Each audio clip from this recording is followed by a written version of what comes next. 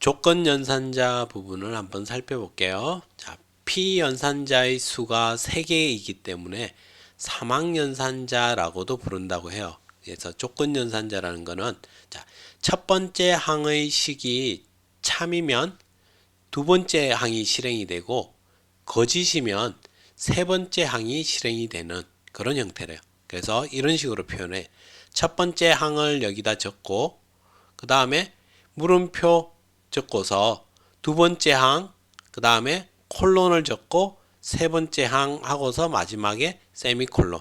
이렇게 하면 자, 이 자리에 우리가 어떤 식이 놓이면 이 첫 번째 항이 참이 되면 물음표 뒤에 있는 이게 실행이 되는 거야. 이게. 근데 여기가 거짓이면 세 번째 항 이게 실행이 되겠고.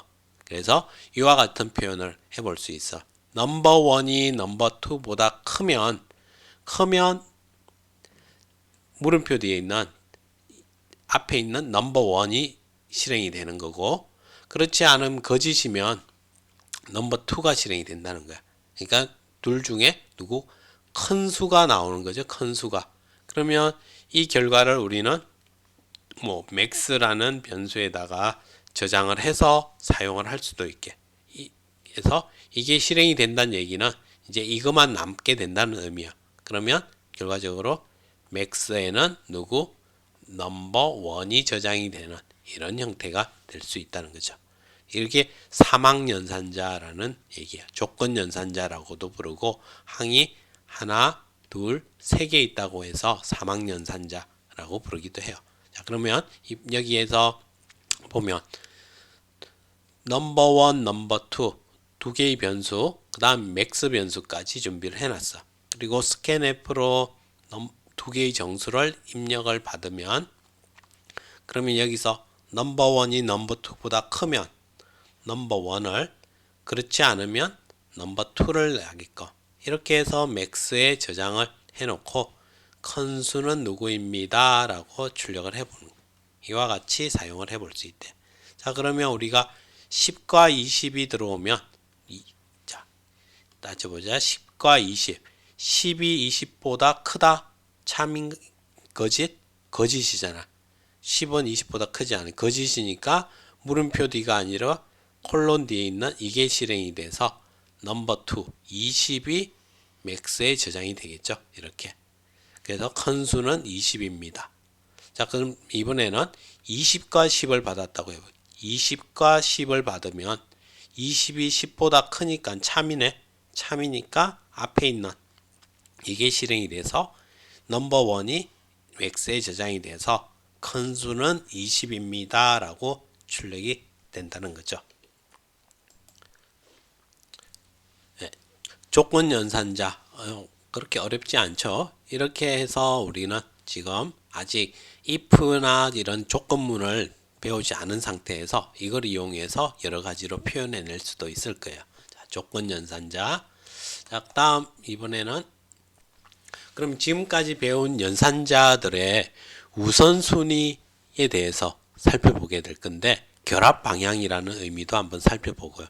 그래서 우리가 일반적으로 수학 시간에 1 더하기 2 곱하기 3 이와 같은 수식을 만나면 우리는 이걸 먼저 1번으로 계산을 하고 그리고 나온 결과랑 더하기를 해서 2번으로 계산을 하는 거잖아요. 이렇게. 그래서 프로그래밍 언어에도 이런 계산 순서가 C 언어 연산자에도 존재를 하는데 이걸 우리 우선순위라고 얘기를 한다는 거야. 대부분 비슷해요. 비슷한데 이제 특별한 좀 기호들은 여러분이 좀 기억을 해둘 필요도 몇몇 연산자는 있거든요. 그냥 지금 당장 너무 고민해서 외울 필요는 없을 것 같아. 공부하다 보면 한 80%, 90%는 자연스럽게 익숙해지고 나중에 뒤에 가서 좀 복잡하게 붙을 경우 그럴 때는 조금 표를 보면서 다시 한번 따져보면 될 거예요. 그래서 다음 페이지에 순위표를 살펴보게 되는데 대부분은 공부하는 과정에서 자연스럽게 익혀지게 될 거야. 그러니까 여러 연산자가 함께 사용될 때만 조금만 조심해서 우리가 표 참고해서 활용을 해주면 돼요.